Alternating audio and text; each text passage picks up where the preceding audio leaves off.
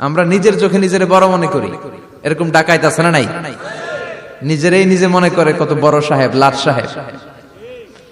মান তাওয়াদা তারাফা, এটা হচ্ছে সুন্নাতুল্লাহি ফিল আরদ। মান তাওয়াদা তারাফা, যে নিচে নেমে থাকতে চায় আল্লাহ ওরে টেনে উপরে উঠায়, আর যে খালি উঠতে চায়, হিংসা করে অহংকার করে উপরে ঠেলতে চায়, ওরে নিচে নামায় দেয় কে? সাইয়েদনা আদমকে আল্লাহ বললেন, আদম সাল্লিম আলা উলাইকা নাফার লাম্মা খালাকাল্লাহু আদম ওয়া কানা তুলহু 60 যিরাআন। নিচে নেমে গেলে যে উপরে ওঠে, আর উপরে উঠতে চাইলে যে নিচে নামে। উদাহরণ দেখেন, আদম আলাইহিস সালামকে তৈরির পর আল্লাহ বললেন, আদম সাল্লিম আলা উলাইকা নাফার, এই ফেরেশতাদের সালাম দাও। কি দাও? সালাম দাও। কোনো প্রশ্ন নাই, আল্লাহ সালাম দিব কেন? ফেরেশতারা আমারে দিব না কেন? আমি আগে দিব কেন? কথা আছে কোনো?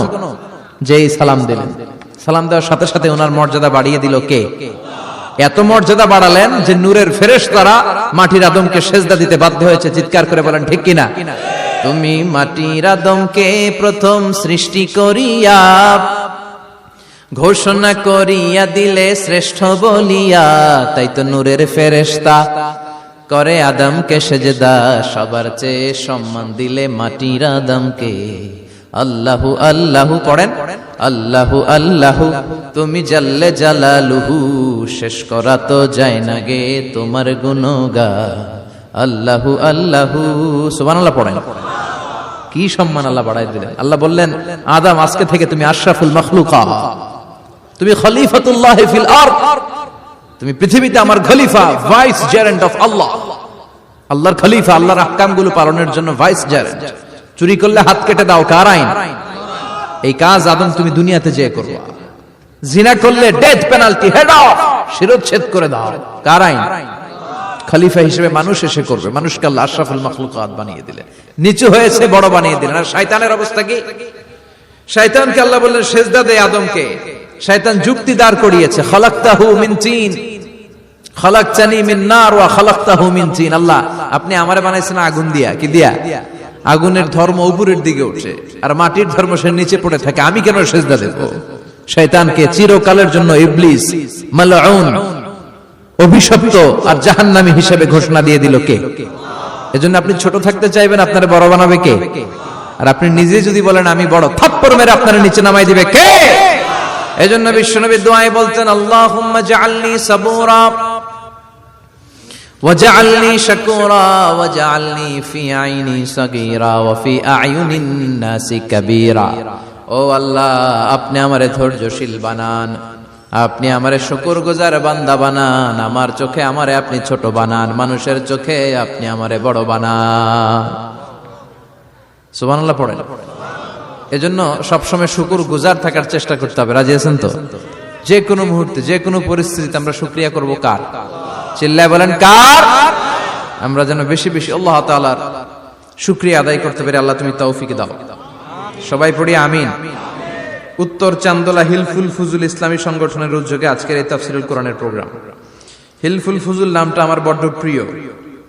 বিশ্বনবী যখন 15 কিংবা 20 বয়স, কোন বর্ণনায় এসেছে 15, কোন বর্ণনায় 20, তখন তিনি একটা ছাত্র সংগঠন করেছিলেন, ইয়াং স্টারদের একটা অর্গানাইজেশন করেছিলেন। ওটার নাম তিনি দিয়েছিলেন হালাফুল ফুদুল। হালাফুল ফুদুল, ওইটারই আমরা বাংলায় কি বলি? হিলফুল ফুজুল। হালাফ মানে শপথ, oath, we take an oath in the name of Allah. আল্লাহর নামে শপথ নেয়ারে বলে হালাফ। আর ফাদিলা, ফাদলুন, এগুলোর প্লুরাল হচ্ছে ফুদুল। ফুদুল মানে ভালো কাজ। ভালো ভালো কাজের উপর বিশ্বনবী যুবকদেরকে একত্রিত করলেন যে মক্কা শহরে কোনো টেন্ডারবাজি চলবে না, কোনো চাঁদাবাজি চলবে না, দুর্বলের উপর সবলের অত্যাচার চলবে না, জালিমের জুলুম চলবে না, হত্যা চলবে না, ধর্ষণ চলবে না, রাহাজানি চলবে না। মক্কা শহরটারে শান্তির শহর বানাতে হবে। যুবকরা এই দায়িত্ব কাঁধে নিয়েছে। কারা? মুরব্বীরা না, যুবকরা। যুবকদের আছে প্রাণ ঢালা উচ্ছ্বাস, অনেক শক্তি। এজন্য যুবকদেরকে ভালো কাজে আসতে হবে। যুবকরা চাইলে এই দেশের চেহারা পাল্টে দিতে পারে। এদেশে যুবক ভোটার আছে কয়জন জানেন? নতুন করে যুবক ভোটার হয়েছে 2 কোটি। কয় কোটি? 2 কোটি না? Can you imagine that? কল্পনা করতে পারেন? They can change Bangladesh, they can change the face of Bangladesh. তারা 56,000 বর্গমাইলের এই বাংলাদেশের চেহারা পাল্টে দিতে পারে। তাদের অনেক শক্তি।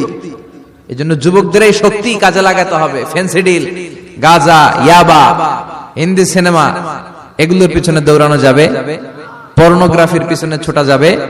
যুবক বয়সে ভয় করতে হবে কারে? চিল্লায় বলেন কাকে?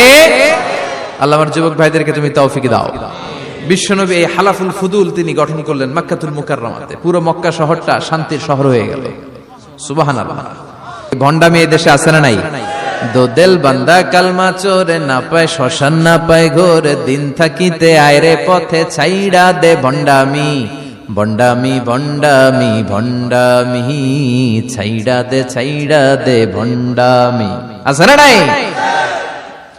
নামাজ কালাম পড়ে না, ইবলিশ শয়তানের নানা। আছে না? নামাজ নাই, রোজা নাই, নাচানাচি, নাচ গান, গোসল করে না, সারা বছরে করে একবার, ওই গোসলের পানি মুরিদরা খায় ফেলায়। আছে না নাই? নামাজ রোজা করে না, ইবলিশ শয়তানের নানা, ধর্মের একখান খুঁটি ধইরা কয়দিন করবা হয়রানি। ভণ্ডামি ভণ্ডামি ভণ্ডামি, ছাইড়া দে ভণ্ডামি। ঠিক কি না?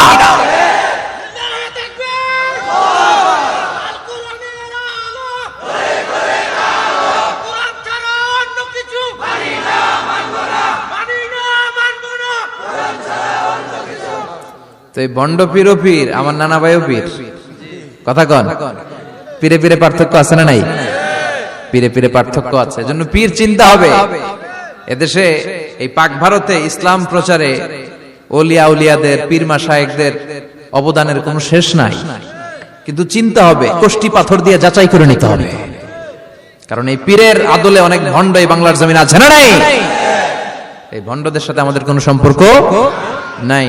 ওনার দরবারে আলোচনা হয়, সাইয়্যিদ কামালউদ্দিন জাফরি সাহেব যায়, আমরা যাই, দেশ বরেণ্য ওলামায়ে কেরামরা যায়, যারা হকের কথা বলে, যারা কোরআন সুন্নাহর আলোকে বলে, কোনো ভণ্ডামি নাই।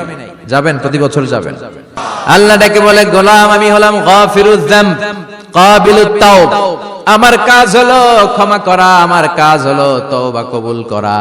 শয়তানের কাজ হলো ওয়াসওয়াসা দেওয়া, আমাদেরকে ভুল পথে নিয়ে যাওয়া। আর আমাদের কাজ হলো ভুল করে ফেলা, আল্লাহর কাজ হলো ভুলগুলো মাফ করে দেয়া। আল্লাহ ডেকে বলে, গোলাম তোরা যদি ভুল না করতি, তোরা যদি পাপ না করতি, তোরা যদি অন্যায় না করতি, তোদেরকে ধ্বংস করে দিয়ে এমন একটা জাতি আমি এই দুনিয়ার বুকে তৈরি করতাম, যারা সকালবেলা ভুল করে দুপুরে মাফ চাইতো, দুপুরে ভুল করে রাত্রে মাফ চাইতো, আজকে ভুল করে আগামীকাল মাফ চাইতো। আর আমি আল্লাহ গুনাহগুলো তাদের সব ক্ষমা করে দিতাম। ক্ষমা করে দিতে আল্লাহর বড্ড ভালো লাগে। বান্দা আল্লাহর কাছে বারবার চাক, চোখের পানি ছাড়ুক, এটা আল্লাহ পছন্দ করে। চোখের পানির যে কত পাওয়ার আপনি কল্পনাই করতে পারবেন না।